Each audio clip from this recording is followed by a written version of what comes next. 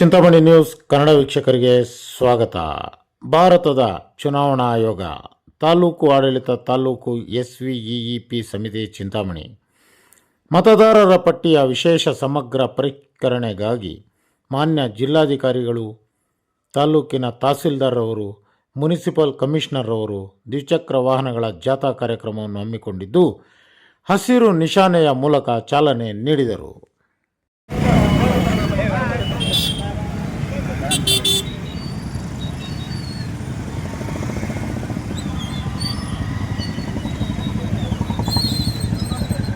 ಮನೆ ಮನೆಗೆ ಭೇಟಿ, ನಿಖರ ಮತದಾರರ ಪಟ್ಟಿ ನಮ್ಮ ಗುರಿ.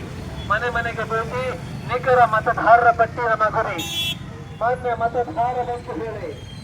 ವಿಧಾನಸಭಾ ಕ್ಷೇತ್ರ ಚಿಂತಾಮಣಿ ತಾಲೂಕು ವ್ಯಾಪ್ತಿಯ ಎಲ್ಲ ನಮ್ಮ ಆಡಳಿತ ವರ್ಗದ ಅಧಿಕಾರಿ ಬಂಧುಗಳಿಗೆ, ಸಿಬ್ಬಂದಿ ವರ್ಗದವರಿಗೆ ಎಲ್ಲರಿಗೂ ನಾನು ಮೊದಲನೇದಾಗಿ ಧನ್ಯವಾದ. ಗೊತ್ತಿದೆ, ಚುನಾವಣಾ ಆಯೋಗ SIR ಸ್ಪೆಷಲ್ ಇಂಟೆನ್ಸಿವ್ ರಿವಿಷನ್ ಸಮಗ್ರ ಪರಿಷ್ಕರಣೆ ಏನಿದೆ, ಈ ಪರಿಷ್ಕರಣೆಯನ್ನು 13 ರಾಜ್ಯಗಳಲ್ಲಿ ಪ್ರಾರಂಭ ಮಾಡಿದ ಮೇಲೆ, ವಿಶೇಷವಾಗಿ ನಮ್ಮ ರಾಜ್ಯದಲ್ಲೂ ಕೂಡ ಪ್ರಾರಂಭ ಮಾಡಿದ ಮೇಲೆ ವಿದ್ಯುಕ್ತವಾಗಿ ಕಳೆದ 30ನೇ ತಾರೀಕು ನಾವು ಮನೆ ಮನೆಗೆ ಭೇಟಿ ಕೊಡುವಂಥ ಒಂದು ಕಾರ್ಯವನ್ನು ಪ್ರಾರಂಭ ಮಾಡಿದ್ದೀವಿ.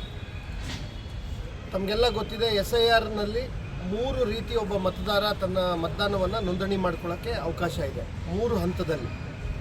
ಮೊದಲನೇ ಹಂತದಲ್ಲಿ ಗಣತಿ ನಮೂನೆ, ಏನೀಗ ಮನೆ ಮನೆಗೆ ಭೇಟಿ ಕೊಡ್ತಾ ಇದ್ದೀವಿ, ಗಣತಿ ನಮೂನೆಗಳನ್ನು ನಾವೇ ಪ್ರಿಂಟ್ ಮಾಡಿ ಯಾರು ನಮ್ಮ ಮತದಾರರ ಪಟ್ಟಿನಲ್ಲಿ ಆಲ್ರೆಡಿ ಇದ್ದರು ಅಂತ ಎಲ್ಲ ಮತದಾರರಿಗೆ ಮನೆ ಬಾಗಿಲಿಗೆ ನಾವೇ ದ್ವಿಪ್ರತಿನಲ್ಲಿ ಗಣತಿ ನಮೂನೆಗಳನ್ನು ಸಲ್ಲಿಸುವಂಥದ್ದು.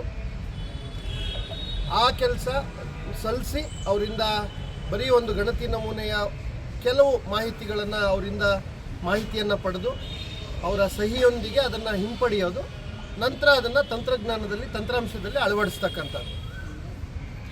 ಇಡೀ ರಾಜ್ಯದಲ್ಲಿ ವಿತರಣೆಯಲ್ಲಿ ಈಗಾಗಲೇ 98.16% ವಿತರಣೆಯನ್ನು ನಾವು ಮಾಡಿದ್ದೀವಿ.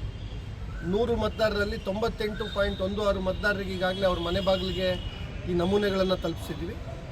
ಅದೆಲ್ಲದಕ್ಕಿಂತ ಮುಖ್ಯವಾಗಿ ಆ ತಲುಪಿಸಿರೋ ನಮೂನೆಗಳನ್ನು ಸ್ವೀಕಾರ ಮಾಡಿ ಅದನ್ನು ಅಳವಡಿಸ್ತಕ್ಕಂಥದ್ದು ಭಾಳ ಮುಖ್ಯ. ಅದು ಅಳವಡಿಸಿದ್ರೆ ಅದು ಕರಡು ಮತದಾರರ ಪಟ್ಟಿನಲ್ಲಿ ಬಂದ್ಬಿಡುತ್ತೆ. ಇದು ಮೊದಲನೇ ವಿಧಾನ.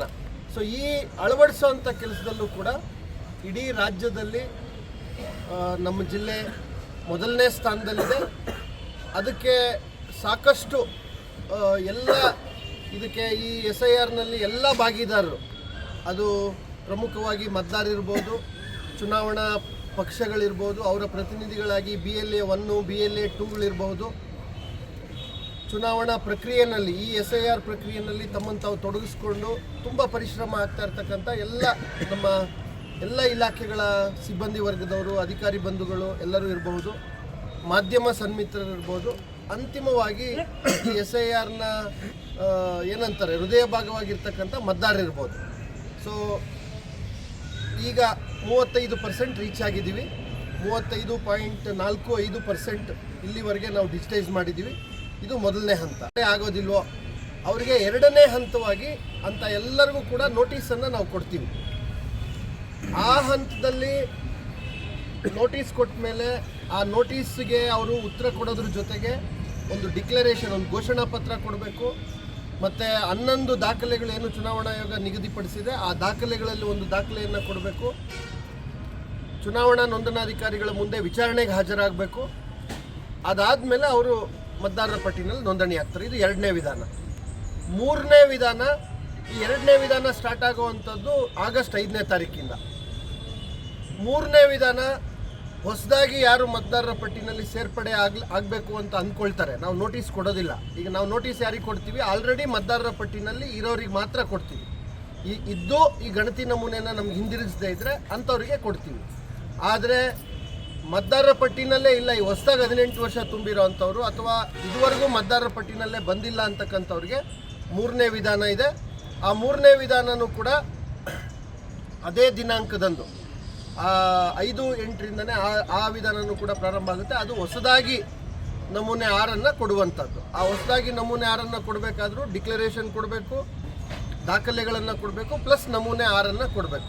ಸೊ ಈ ಎರಡೂ ವಿಧಾನ ಏನಿದೆ, ಆ ಎರಡೂ ವಿಧಾನಕ್ಕೆ ದಾಖಲೆಗಳು, ವಿಚಾರಣೆ, ಪ್ರತ್ಯೇಕ ನಮೂನೆಗಳನ್ನೆಲ್ಲ ಕೊಡಬೇಕಾಗಿರೋದ್ರಿಂದ ಈ ಗಣತಿ ವಿಧಾನ ಏನಿದೆ ಈಗ ನಾವು ಮಾಡ್ತಾ ಇದ್ದೀವಿ, ಇದು ಭಾಳ ಸುಲಭವಾದಂಥ, ಮತದಾರರು ತಮ್ಮ ಮತದಾನದ ಹಕ್ಕನ್ನು ನೋಂದಾಯಿಸಿಕೊಳ್ಳಿಕ್ಕೆ, ಕರಡು ಮತದಾರರ ಪಟ್ಟಿನಲ್ಲಿ ಜಾಗ ಪಡೀಲಿಕ್ಕೆ ಅತ್ಯಂತ ಸರಳವಾದ ವಿಧಾನ ಆಗಿರೋದ್ರಿಂದ ನಾವು ಈ ಜಾಗೃತಿ ಕಾರ್ಯಕ್ರಮಗಳನ್ನು, ಅರಿವು ಕಾರ್ಯಕ್ರಮಗಳನ್ನು ನಾವು ನಿರಂತರವಾಗಿ ಜಿಲ್ಲಾ ಹಂತದಲ್ಲಿ, ತಾಲೂಕು ಹಂತದಲ್ಲಿ, ಗ್ರಾಮ ಹಂತದಲ್ಲಿ, ಮತಗಟ್ಟೆ ಹಂತದಲ್ಲಿ 4 ಹಂತದಲ್ಲೂ ಕೂಡ ನಾವು ಮಾಡ್ತಾ ಬರ್ತಾ ಇದ್ದೇವೆ. ಅದರ ಭಾಗವಾಗಿ ಇವತ್ತು ನಮ್ಮ ERO ಅವರಾಗಲಿ, AERO ಅವರು, ಇಬ್ಬರು AEROಗಳಿದ್ದಾರೆ, ತಹಸೀಲ್ದಾರ್ ಇದ್ದಾರೆ, ಜೊತೆಗೆ ಆಯುಕ್ತರಿದ್ದಾರೆ. ಇಡೀ ಸ್ವೀಪ್ ಆ್ಯಕ್ಟಿವಿಟಿ